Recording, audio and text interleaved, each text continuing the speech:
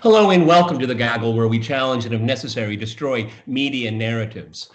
In the news over the last few weeks, we've been observing the conflict, the border conflict that India and China have had. And as the multipolar world gets more strength and becomes more and more obvious, this conflict between these two great powers is going to be very important, particularly in light of Washington's plans to create some kind of anti-China NATO. India, if it's going to play a role, will have to play an important role. To discuss this, we have Andrew Korybko, a prolific writer and thinker, and of course we have George Szamuely. He is a co-founder of the Gaggle. Andrew, let me go to you because you're kind of a point guy I always think of when I look at the relationship, and also Pakistan is in your wheelhouse. Like, kind of explain to our viewers, without all the garble that you get, what is at stake here when we have the China-India standoff? Because it's long-standing, but its implications are enormous. I'd go as far as saying that this is one of the most important standoffs right now in the world, because India and China were both previously seen to be engines in the multipolar world order, but India has a different conception of multipolarity than China does. Long story short, India does not trust China, but China trusts India. And this creates a bit of friction between the two, with the main issue being the border issue. In what is referred to as Kashmir, India occupies part of it. China has a region called Aksai Chin, and Pakistan has another part. But also, most importantly, China's Belt and Road Initiative, which India is adamantly opposed to. Importantly, the flagship project of BRI runs through Pakistan, and it's called CPEC, China-Pakistan Economic Corridor. So you have these confluence of interest all coming together right in their Himalayan mountain border. Now, what we've seen with the latest clashes, that's because the border, it's not really delineated. And also recently, because of these suspicions that India has of China stemming from China's BRI, India believes that China is trying to encircle it. But I argue that actually it's China itself that's being encircled by India and the other countries of the so-called Quad. Now, because this issue is unresolved, it makes it very easy for there to be different provocations. It's unclear what happened, but my reading of the situation is that India staged both provocations, the one in June in the Galwan River Valley, and the one over the weekend by the Tsangpo Lake. Now, why is India doing this? There are multiple reasons. The first thing is that India wants to distract from domestic problems. COVID is going crazy there. Their economy is crashing. I mean, it has declined by approximately 24%, according to the latest figures. It's one of the greatest drops in the world. India is led by a very hyper-nationalist government. Yeah. It's led by a party called the BJP. They are 100% anti-Chinese. But having said that, they still used to pragmatically cooperate with China until China decided to unveil CPEC. Because CPEC runs through Pakistan, runs through Kashmir, India's security dilemma was heightened. That created some mistrust there, although it was not the Chinese intention. And the third reason, which I hope we can talk about, is the U.S. Yeah, could I just interrupt, Andrew? Because we, for some years now, we've been used to the Russian diplomacy, which created the BRICS nations, where India and China are both members of BRICS, the Shanghai Cooperation Organization, India and China are both members of that. So we kind of been used to the idea that India and China are actually quite friendly, that they're actually closely aligned. So how did this come about, that suddenly that they really aren't that friendly after all? You know, that's actually a very good question, George. You know, I published an article earlier today. It's shared on my Facebook. Readers can check it out for additional information. Long story short, India views multipolarity similar to how China does, but also differently. China sees multipolarity being driven by economic connectivity. BRI is the engine of that economic connectivity there. Whereas India believes that the U.S.'s decline in international relations won't be as rapid or as easy as some, for lack of a better word, wishful thinkers had thought. Therefore, they think that by hitching their wagon onto the U.S., although the U.S. is declining comparatively, they think that it will still be quite a few decades for the U.S. to kind of disappear from the scene at the very least, and that by helping the U.S. divide Asia, because India and the U.S. have the same interest of going against China because of BRI, India believes that BRI is encircling it. The U.S. sees BRI as the main threat to its unipolar hegemony, that India can get some type of rewards from the U.S. Specifically, it hopes that the U.S., because it still is indisputably, in my opinion, the world's top military power, that it can kind of give India a boost in the Eastern Hemisphere, all throughout the Indian Ocean region. I refer to it as the Asian African Ocean, just for more geographical and civilizational reasons. And it hopes that it can gain from there. It had tried to balance, as you quite rightly noted. Russia had thought that its two partners would be on the same page, more or less. But I've been very skeptical of India ever since 2016, when India agreed to something called LAMOA, Logistics Exchange Memorandum of Agreement with the United States. That allows the U.S. and India to use one another's military bases on a case-by-case logistical basis. Now, I saw that as the writing on the wall. Soon thereafter, India became the U.S.'s first and only major defense partner. They are now working very closely together on something called the Indo-Pacific Project, also known as the Free and Open Indo-Pacific. They are working together in the Quad. China, now, on its part, it really does feel that it's being encircled. And because if we accept that BRIA is changing the world, and the top BRIA project runs through Pakistan through CPEC, which runs through internationally recognized disputed territory of Kashmir, that's creating the impetus for China to look at India's moves towards the U.S. in a very defensive way. Yeah, I want to talk about the U.S. in the second video here, but what I don't really understand here is that India can't thwart China's initiatives.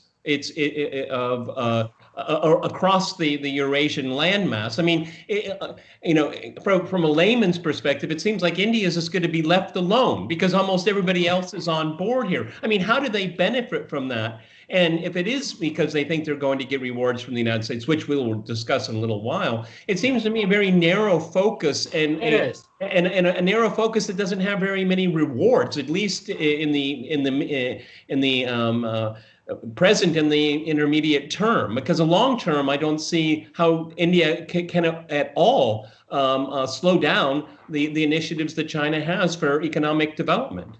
Yeah, I totally agree with you. I mean, in fact, how we're assessing it, me, you, and George, we're looking at it from more of an objective, third-person, neutral perspective. But we have to understand that all of India's policies are made through the prism of its hyper-nationalist government, the BJP. And they see themselves as restoring so-called Indian greatness. And they see China standing in the way of that. They also see their Muslim minority in Pakistan as standing in the way of that as well. And because China and Pakistan are so closely together, allied together, Indian nationalist government regards them as mutual threats, and they're very afraid of a so-called two-front war. My personal opinion is that this was fear-mongering. I don't believe that Pakistan nor China have any aggressive intentions towards India, but because India has those intentions towards them, just like the U.S. does, it's seeing everything through confirmation bias. I'd like to mention something too. Everything, this whole hyper-nationalist viewpoint there, a very narrow-minded view on international relations, that's influenced by an ancient Indian philosopher called Chanakya. He's known as being more Machiavellian than Machiavelli. He's basically a proto-Machiavelli, but a Machiavelli on steroids. This guy, everything he preached were zero-sum outcomes.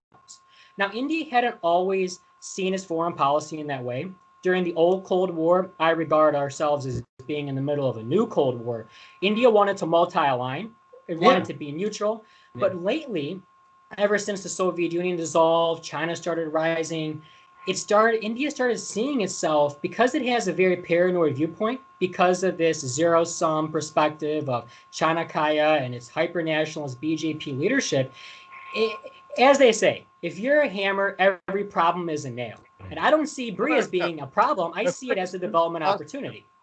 Now, just following up on your point about the Cold War, because during the Cold War, India leaned towards the Soviet Union. Absolutely. China leaned to the United States.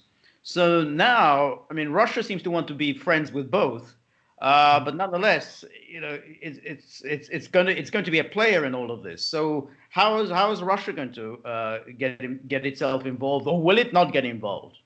Well, the official Russian position is that it has equal strategic partnerships with both.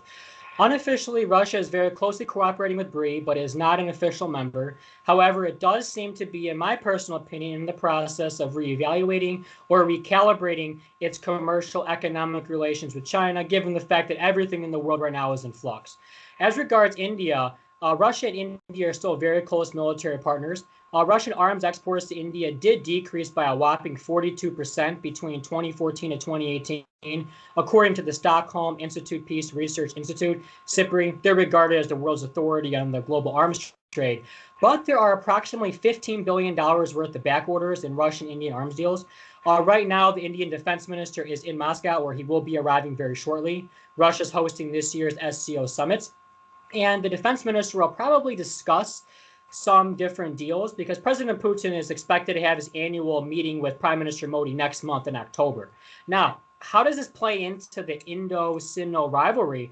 Well, Russia wants to balance, but its leeway is very limited. Russia does not have any real influence over either because both countries, India and China, are very self-assertive and very independently minded. Now, I say this cynically as regards India because it is willingly working with the United States, but I emphasize it's doing that willingly because it believes, whether for right or for wrong, I believe for wrong, that it will stand to benefit from this.